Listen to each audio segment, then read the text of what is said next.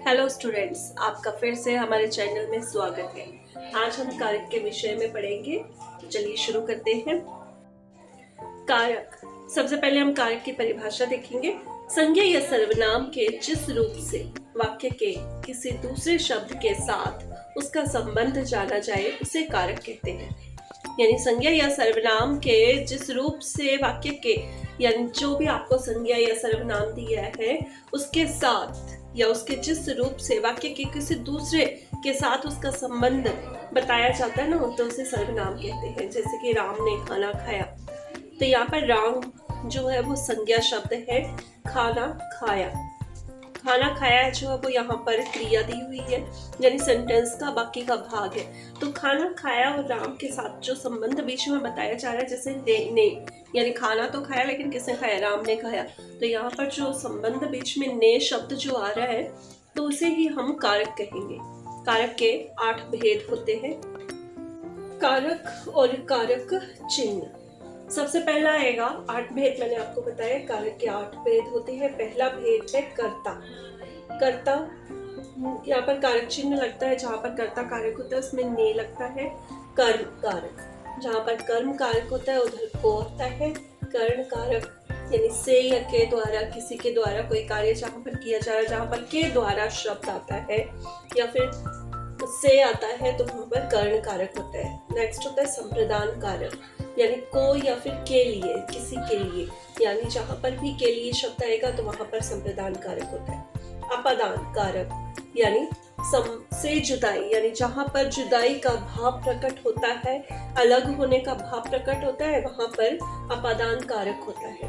Next आता है आपका संबंध कारक, जहाँ पर संबंध की बात की जाती है, संबंध बताया जाता है। जैसे दशरथ राम के पिता थे, यानी राम के पिता कौन थे? दशरथ। यानी केस शब्द जो वो वहां पर उन संबंधों को बताने के लिए जोड़ा जा रहा है, तो इसलिए यहाँ पर संबंध कारक आएगा। अधिकरण का, जहाँ पर में या फिर पर का प्रयोग किया जाता है वहां पर अधिकरण कारक होता है।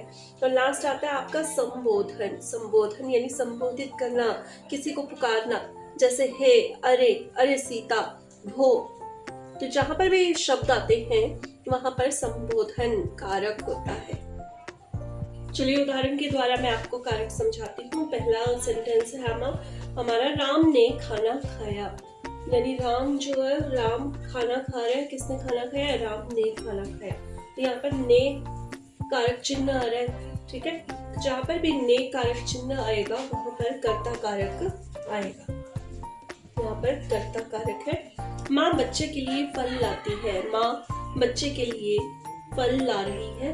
तो यहाँ पर के लिए शब्द आ रहा है, इसलिए यहाँ पर कारक आएगा आपका संप्रदान।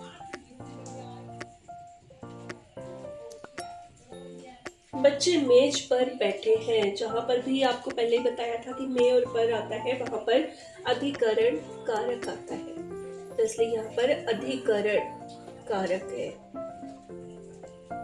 वृक्ष से पत्ते गिरते हैं, यानी जहां पर अलग होने का भाव प्रकट होता है या से या फिर जुदाई शब्द आता है, सॉरी जुदाई शब्द तो नहीं, लेकिन जहां पर अलग होने का भाव आता है तो वहां पर आपका कारक होता है अपादान।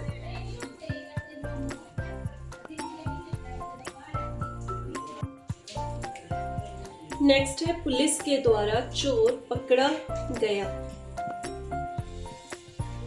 तो यहाँ पर पुलिस के द्वारा चोर को पकड़ लिया गया है। तो यहाँ पर के द्वारा शब्द आ रहा है, जहां पर भी के द्वारा शब्द आएगा वहां पर आपका कारक आएगा करण। हे राम इधर आओ, यहाँ पर राम को संबोधित किया जा रहा है, पुकारा जा रहा है कि हे राम तुम इधर आओ। तो यहाँ पर जहां पर भी हे अरे भो आता है तो वहां पर आपका संबोधन आता है, यहाँ पर भी संबोधित किया जा रहा है। उसके बाद नेक्स्ट है आपका सेंटेंस दिया हुआ, राम को भूख लगी है। यहाँ पर भूख लगी है शब्द जो वो क्रिया में आ रहा है, तो यहाँ पर किसे भूख लगी है? राम को।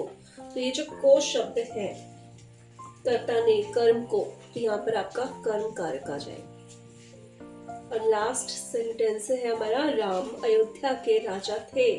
कौन थे अयोध्या के राजा? राम। राम और अयोध्या के बीच में संबंध बताया जा रहा है, का के की आ रहा है यहाँ पर, तो इसलिए यहाँ पर संबंध कारक है।